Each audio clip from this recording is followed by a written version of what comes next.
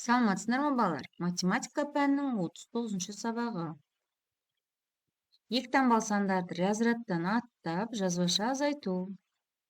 Және бұл сабақта сендер екі таңбалы сандарды разрядтан аттап, баған түрінде азайтуды үйренесіңдер. Сандарды баған түрінде азайтудың қалай орындалғанын түсіндір дейді. Бірінші тапсырма қараймыз. 80-нен азайтылған 49. Енді балалар қараймыз. Азайғыштың бірлігінен азайтқыштың бірлігін азайтамыз. 0 кем 9-дан. Сондықтан 9-ды азайғыштың 1 ондығынан және 0 бірліктен азайтамыз. Ұмытып кетпей үшін 8 цифрының үстіне нүкте қойып қоюға болады. 1 ондық және 0 бірлік бұл бізде 10 бірлікті білдіреді. Яғни бір қарыз алғанда 10 болады. 10-нан 9 азайтқанда 1 болады. Яғни бірліктердің астына 1-ді жазамыз.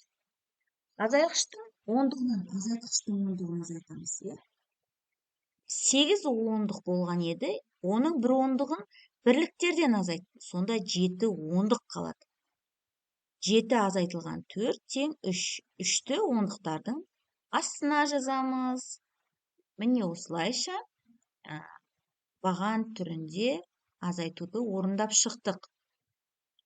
Бұл бірінші есептің А нұсқасы. Енді бірінші есептің А нұсқасына қарайықшы. 64-тен 19 сан баған түрінде азайтудың өзің орындап көр дейді. Енді 64 азайтылған 19, 4 9-дан кем. Сол себепті біз ондықтардан бір қарыз аламыз, Сонда бізде 14 болады. Оны ұмыт кетпес үшін, ондықтың төбесіне қоямыз. Алтының төбесіне бір қарыз алғанымызды қойып қоямыз. Осылайша 14 болады. 14-тен 9 азайтсақ 5. Ал мына жерден 6-тан 1 азайтылып кетті. Яғни жүре 5 қалды. 5-тен 1-ді азайтсақ 4 болады. Міне осылайша азайту амалмен орындап шықтық баған түрінде есепті. Екінші есеп мысалдарды баған түрінде жазып шығар дейді. 70 азайтылған 24. Қараймыз. 0 кем 4-тен. Яғни біз ондықтардан қарыз аламыз. Бір қарыз аламыз. 10 болады. 10-нан 4-ті азайтсақ 6. Онда бір қарыз алып қойдық. 6 қалды. 6-тан 2-ні азайтсақ 4 болады. 63 азайтылған 26. Яғни біз 3-тен 6-ны аламаймыз. 3 кем 6-дан. Сол себептен 8-ден бір қарыз аламыз. 13 болады. 13-тен 6-ны азайтсақ 7. Онда 7 ғана қалды. Бір қарыз алып қойдық. 7-тен 2-ні азайтсақ 5 болады.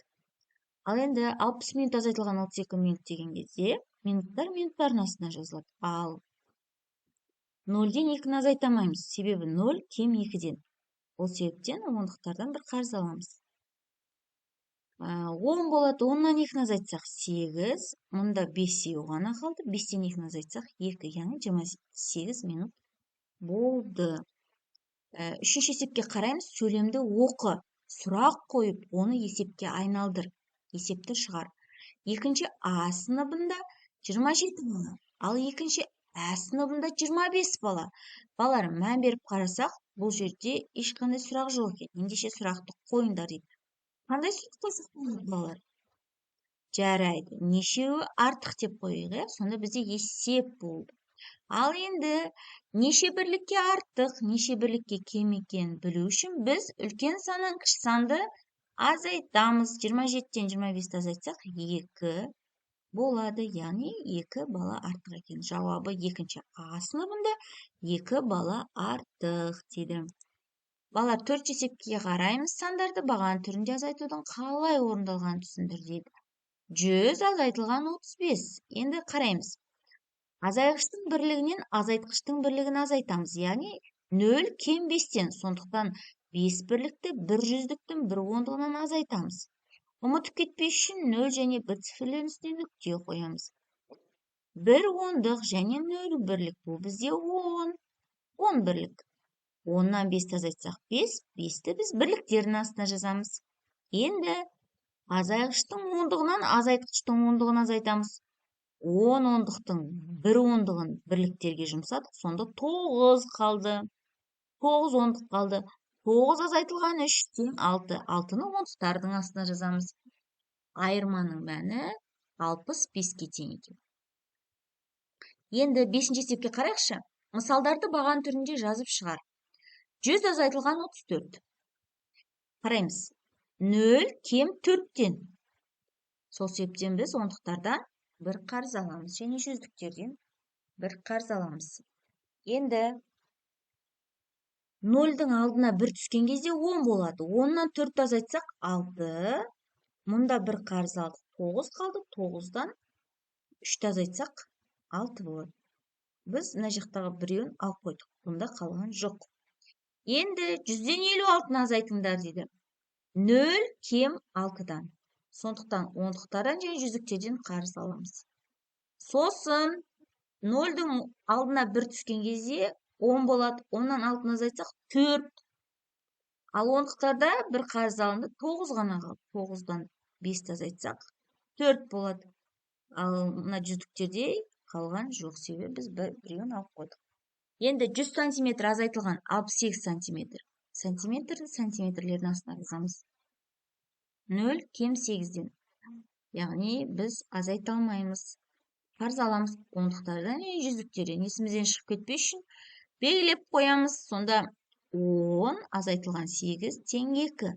Онда 9 ғана қалды. 9-дан 6-ны азайтсақ 3 болады екен. Ал балар, 6-ші есепке қарайықшы. Өрнектер құр және олардың мәнін тап. 90 мен 36-ның айырмасынан 22-ні азайту дейді. Енді балар қарайықшы.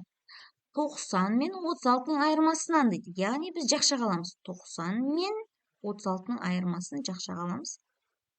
22-ні азайт дейді. Яғни тағы да азайту және 22. Сонда бізде 90 мен 36-ның айырмасынан 22-ні азайтқанда 32 болды. Енді ән нұсқасына қарайықшы. 100-ден 40 пен д-ның айырмасын азайт дейді. Енді бала қараймыз. 100-ден 100 азайтылған. 40 пен д десе, онда оны жақшаға аламыз. 40 пен д десе, онда 40 пен д-ны жақшаға аламыз. Айырмасын азайту дейді. Яғни жақшаның сыртында да, жақшаның ішінде де азайту амалы. Ал балар, мұнаға мән берейікші. Мұндағы д 29-ға тең дейді. Ендеше д-ның орнына 29 қойып, өрнекті шығарамыз. 100 азайтылған, жақша ашылған, 40 азайтылған 29, жақша жабылған тең 89-ға. 7-ші есеп мысалдарды баған түрінде жазып шығар дейді. 60 азайтылған 47. 0-ден 7 кем, 0-ден 7, 0 кем 7-ден. 0 кем 7-ден. Яғни біз 0-ден 7-ні азайтамаймыз. Сол себепте ондықтардан бір қарыз аламыз. Бізде 10 болады. 0-дің алдына 1 түссе 10 болады. 10-нан 7-ні азайтсақ 3. Ондықтардан бір қарыз алдық. 6 азайтылған 1 болса 5 болады. 5-тен 4 азайтсақ 1 болады. 92 азайтылған 58. 2-ден 8-ді азайтамаймыз. Себебі 2 кем 8-ден. Ондықтардан бір қарыз аламыз. 12 болады. Яғни 2-ның алдына 1 түссе 12 болады ғой. 12-ден 8 азайтсақ 4. Мұнда ондықтарда 8 ғана қалды. 8-ден 5 азайтамыз 3 болады. 39-ға қосамыз 24-ді. Яғни 9-ға 3 бірлігі жазылады. 1 ойда. 3-ке 2-ні қоссақ 5. Ойдағы 1 мен 6. 39-ға 24-тің қосылса 63-ке тең. 70 сантиметрден 47 сантиметрді азайтамыз. Яғни сантиметрдің астына жазылады. 0-ден 7-ні азайтамаймыз. Себебі 0 кем 7-ден. Ондықтардан бір қарыз аламыз. 0-дің алдына 1 түссе 10 болады. 10-нан 7-ні азайтсақ 3. Ондықтардан бір қарыз алып қойдық. Онда 6 ғана қалады. 6-тан 4 азайтсақ 2. Яғни 70 сантиметрден 47 сантиметрді азайтсақ 23 сантиметрге тең болады. 100 метр азайтылған 27 метр. Метрлердің астына жазылады. Бірліктерден бірліктер алынады. Енді 0 кем 7-ден. 0-ден 7-ні азайтамаймыз. Ондықтардан және жүздіктерден қарыз аламыз. 0-дің алдына 1 түссе 10 болады. 10-нан 7-ні азайтсақ 3 болады.